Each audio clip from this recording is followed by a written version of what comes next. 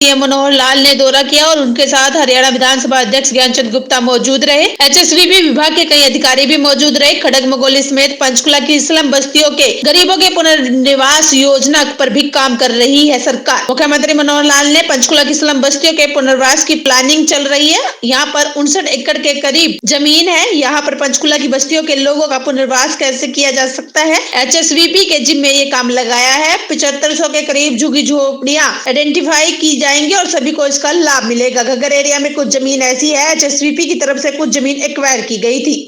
देखिए मित्रों, पंचकुला का काफी एरिया अब ऐसा इलीगल एनक्रोचमेंट के अंदर आया हुआ है, जिसके अंदर ये खड़ग मंगोली का एरिया है, इसी में राजीव कॉलोनी का, इंदिरा कॉलोनी का भी एरिया इसमें आया हुआ है।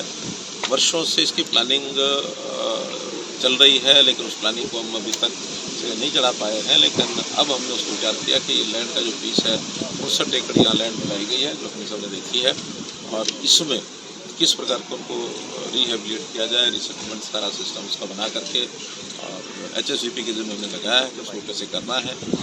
ये जो लैंड है इस 59 एकड़ में कुछ एरिया जैसे बताया जा रहा है फॉरेस्ट का भी है, कुछ पीडब्ल्यूडी का भी इसमें कई ऑफिस बने हुए हैं। उन सबसे बात करके, मीटिंग करके, इसको जमीन को क्लियर करके और फिर इसकी योजना बनाएंगे। और जो स्टेक होल्डर्स हैं, खास करके जो एनक्रोचर्स हैं, इनके साथ भी कोई शर्तें तय करके उनको कुछ सर्टिफिकेट करना पड़ेगा। कुछ पैसा उनके द्वारा लगवाएंगे, कुछ सरकार लगाएगी। आवश्यकता पड़ने पर बैंक से भी लोन लेकर उनको दिया जाएगा। और ये लगभग कितना 7,000 है, कितने 7,500 ऐसी ये रुपीज़ हैं जो आइडेंटिफाई की गई थी उस समय, उनको सबको इसका लाभ जो है वो मिल सकेगा। साथ ही घग्गर एरिया में कुछ लैंड ऐसी है जो एक्वायर की थी एचएसवीपी ने, लेकिन उसका भी उपयोगिता इसलिए नहीं है कि वहाँ बहुत जमीन नीचे है, और उसका भी मैंने आज कहा है कि कितना घग्गर को सेव करते हुए, सुरक्षित उसका पानी का बहाव करते हुए उस जमीन का उपयोग हम कैसे कर सकते हैं, उसकी प्लानिंग के लिए आज मैंने बोला है। तो ये मीटिंग करके और उसकी जानकारी देंगे ताकि ठीक सम्यक विकास हो सके, किसी को बाधा ना आए, लेकिन इस विषय को जो वर्षों पेंडिंग है इसको पूरा कर सकें। क्योंकि वैसे तो ये हर शहर की अपनी अपनी प्लानिंग बनेगी, क्योंकि किस शहर में कितनी ज़मीन अवेलेबल है और किस शहर में किस टाइप के वो लोग हैं। इस प्रकार के जो लोग हैं, एनक्रोचर्स हैं, इसमें भी कई प्रकार के ऐसे लोग होते हैं। कुछ लोग वर्षों से वहाँ बैठे हैं, लेकिन उनकी फाइनेंशियल स्थिति इतनी ज़्यादा कमज़ोर नहीं है कि उनको बिल्कुल हैंड टू माउथ होकर रहना पड़े। कुछ लोग ऐसे हैं कि जिनको थोड़ी सहायता करेंगे तो अच्छी कॉलोनी उसकी बन सकती है। कहीं हम प्लॉटेड का व्यवस्था करेंगे, कहीं हम मल्टी स्टोरी G+3 का विचार भी मन में आता है, वो हम करेंगे।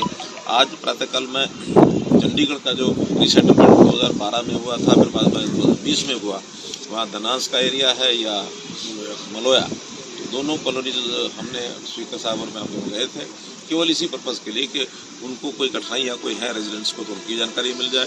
एडमिनिस्ट्रेशन के लोगों से भी हमने बात की, उसी में से इसका बहुत जल्दी प्लानिंग बनाने के लिए कई मॉडल हैं। इसमें इन सीटू मॉडल भी है और फ्री अलॉटमेंट भी होती है, और बैंक से लोन लेकर के उनको देने की बात वो भी होती है। तो ऐसे कई मॉडल हैं, उसमें किसी न किसी मॉडल के ऊपर काम करके अल्टीमेटली गोल ये है कि जो एनक्रोचमेंट करके बैठे हैं उनको भी मकान मिल जाए, सुविधापूर्वक उनको उनकी क्षमता के हिसाब से ये चीज़ें हो सकें।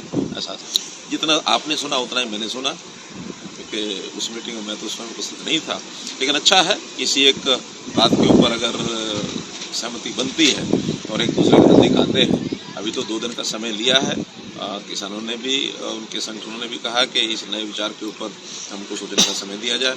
सरकार ने भी जो भी उसके जितने भी फॉल आउट है उसको विचार करना होगा, ताकि कोई ना कोई रास्ता निकल करके किसानों को भी संतुष्ट हो और सरकार के ऊपर भी बोझ न पड़े। यानी एक विन विन सिचुएशन कैसे बन सकती है उसका विचार करके देखा जाए तो आज का ये मेरा भ्रमण है उसी कारण से ही है कि इन गरीबों को भी सुविधापूर्वक इनके मकान बना के दिए जाए। और अंत्योदय की बात करते हैं, लोकहित की बात करते हैं, निश्चित रूप से इस बजट में उसकी झलक मिलेगी। फाइनली जब पेश हो जाएगा तब देखिए, क्योंकि चुनाव से पूर्व की राष्ट्रीय परिषद की बैठक थी तो मुख्य रूप से आगामी लोकसभा चुनाव उसी पर फोकस था।